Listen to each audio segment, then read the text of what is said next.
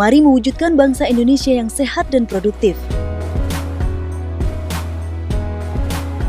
Indonesia Sehat adalah salah satu program dari agenda kelima Nawacita, yaitu meningkatkan kualitas hidup manusia Indonesia. Program ini diturunkan dalam rencana jangka menengah Kementerian Kesehatan dan ditindaklanjuti dengan beberapa kebijakan. Di antaranya, pendekatan yang digunakan adalah paradigma sehat, yang akan diutamakan adalah kegiatan-kegiatan promotif dan preventif, termasuk kegiatan-kegiatan proaktif untuk menjangkau masyarakat di luar puskesmas. Guna menjangkau sasaran, pendekatan yang dilakukan adalah pendekatan keluarga. Dan dalam perencanaan dan penganggaran, penggunaan dana lebih dahulu diarahkan untuk kegiatan-kegiatan promotif dan preventif.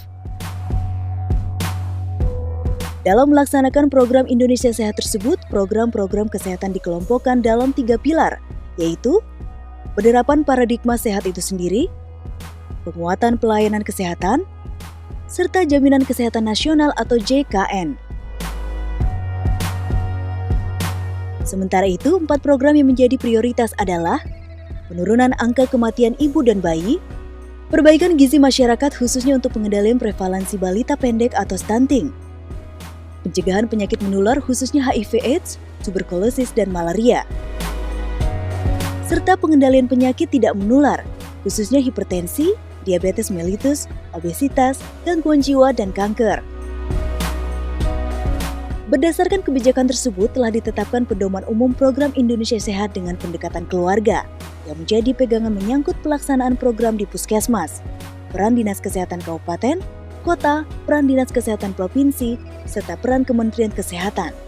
Inilah pegangan kita bersama. Yang perlu menjadi perhatian antara tahun 2025 hingga 2035, bangsa Indonesia akan mendapat keuntungan demografi atau bonus demografi, yakni proporsi penduduk usia produktif tinggi. Bila bekerja optimal, penduduk usia produktif tersebut akan memiliki pendapatan lebih, karena penduduk usia tidak produktif yang harus mereka biayai sedikit. Dana itu dapat digunakan untuk tabungan, investasi, dan konsumsi yang akan memicu pertumbuhan ekonomi yang tinggi. Bonus demografi dapat membawa Indonesia melompat dari negara berkembang menjadi negara maju dengan pendapatan per kapita melonjak tajam.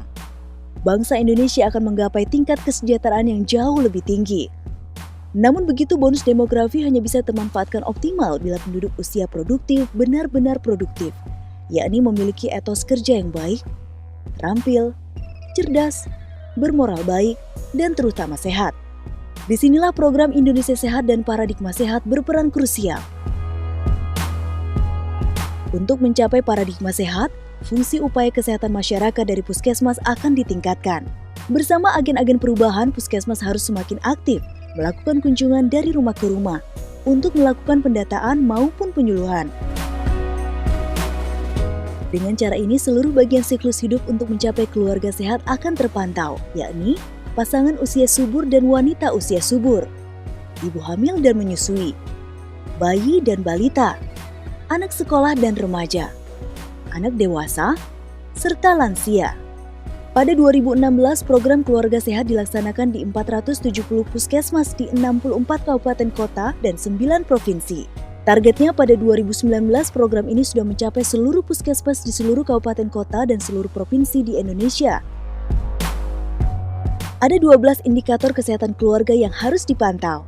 Keikutsertaan keluarga dalam program KB, ibu bersalin di fasilitas kesehatan, bayi mendapat imunisasi dasar lengkap, bayi diberi ASI eksklusif selama 6 bulan, pertumbuhan balita dipantau tiap bulan, penderita tuberkulosis berobat sesuai standar, penderita hipertensi berobat teratur, gangguan jiwa berat tidak ditelantarkan, tidak ada anggota keluarga yang merokok, keluarga memiliki atau memakai air bersih, keluarga memiliki atau memakai jamban sehat, serta sekeluarga menjadi anggota JKN atau Askes.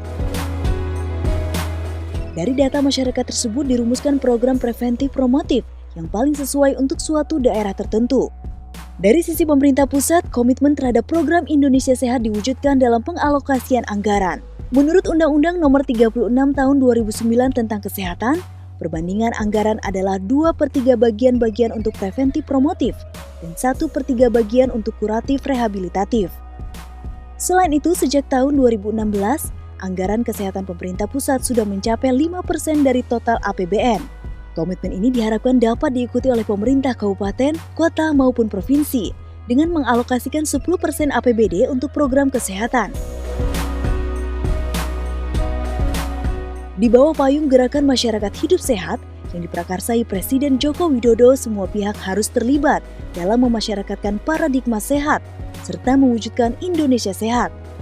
Mulai dari pemerintah pusat hingga daerah, stakeholder kesehatan hingga masyarakat luas. Ayo, mari kita bahu-membahu, bekerja keras dan cerdas mewujudkan bangsa Indonesia yang sehat dan produktif.